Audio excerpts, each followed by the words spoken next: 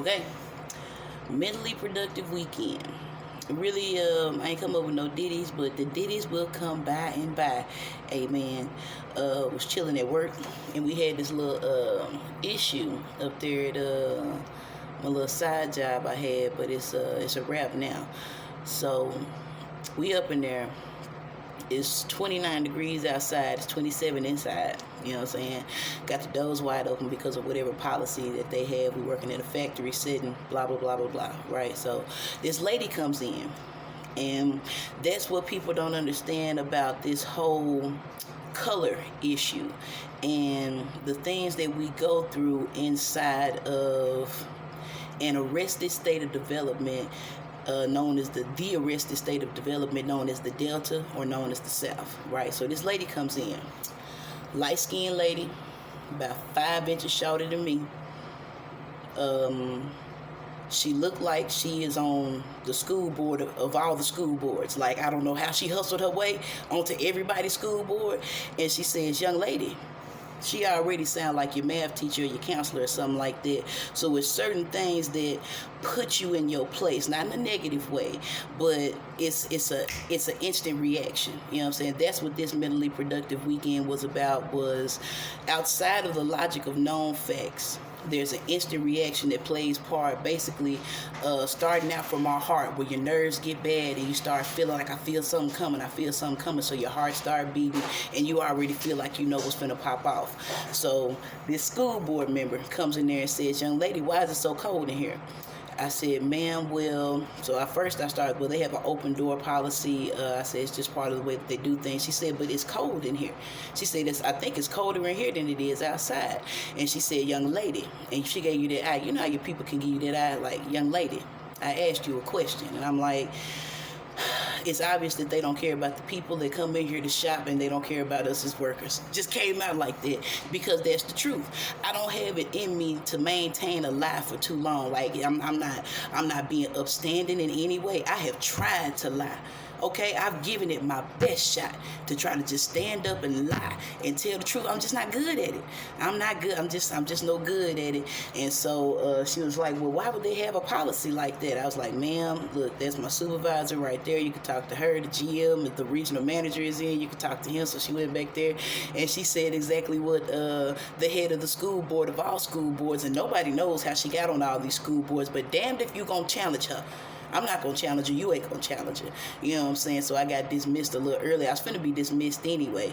And that goes into the other part, just, you know, even when you know something is coming, even when you already have it made up in your mind that you finna not just overcome this scenario that's about to go down, but you already know that this is not the end, because if you wake up tomorrow, you're gonna have to keep pushing. If you wake up the next day, you gotta keep pushing. So we know that intellectually, but how do you overcome the emotional response to the things that go on in your environment on a day-to-day basis, especially when you're putting in work to try to not be affected by it? You know what I'm saying? You still get that initial reaction. So OG went over there and said, why is it so cold? And your boy gave that, you know, casual, super casual, because our prices are so high. And she was like, no.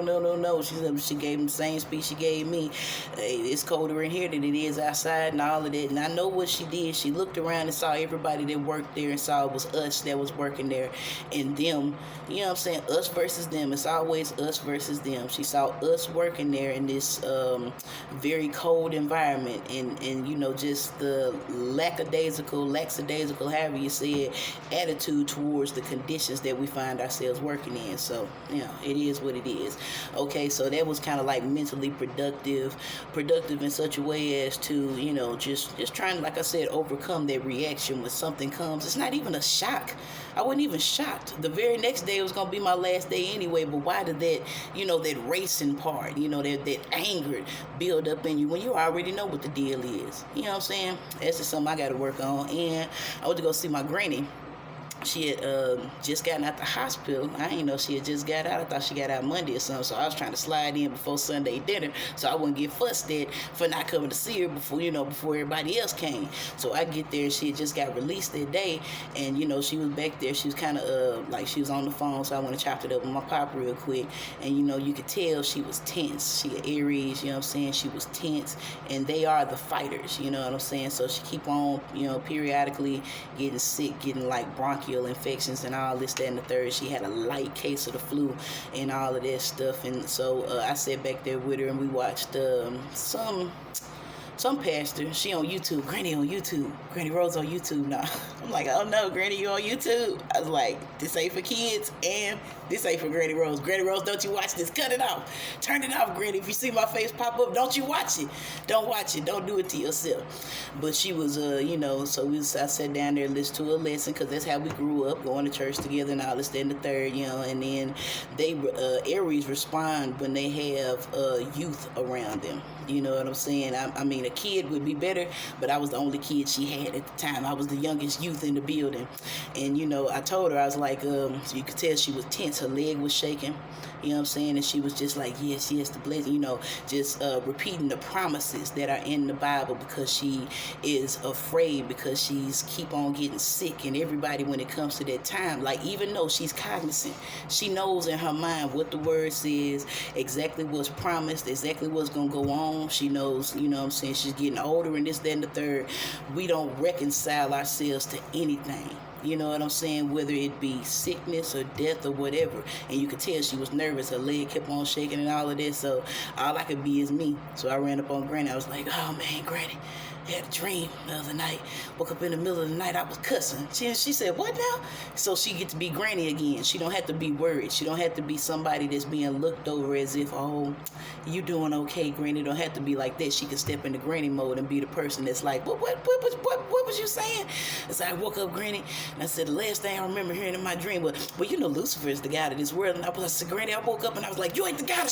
And she said, she just started laughing. Her foot stopped trembling.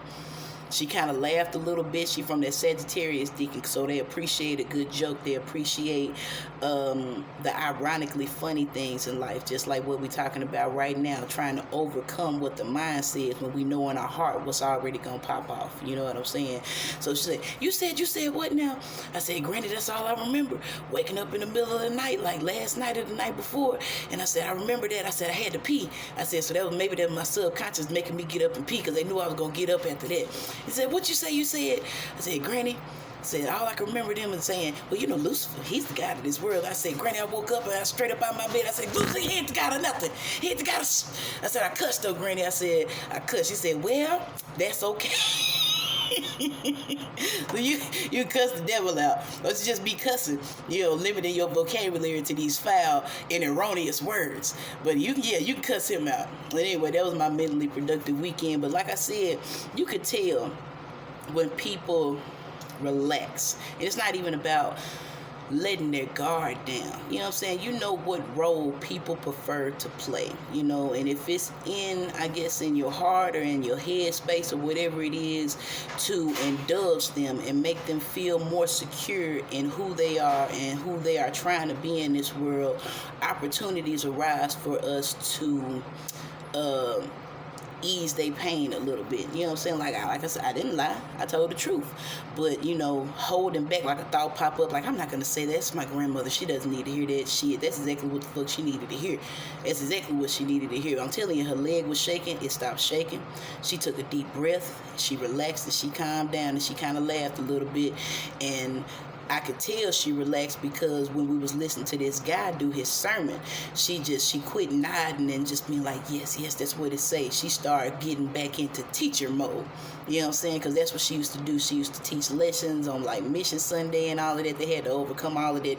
Women shouldn't be in the pulpit shit and all this other dumb stuff, and everywhere she went, they was, critiquing her, mocking her, laughing at her and all of that. But she put together a damn good lesson. You know what I'm saying? It ain't just about being brainwashed or being taken over by the Kool-Aid. What they did was took the things that they were going through in their life, applied it to the word, and said, this too shall pass. all of the greatest sermons of all times is really about this too shall pass. And she needed a moment to know that this too shall pass. So that was my mentally productive weekend. No matter what's coming up or whatever it is you feel that's coming, and you know what's coming, and you trying to get your head wrapped around why we had these emotional responses to what we already know was coming. This too shall pass. So no worries. Later.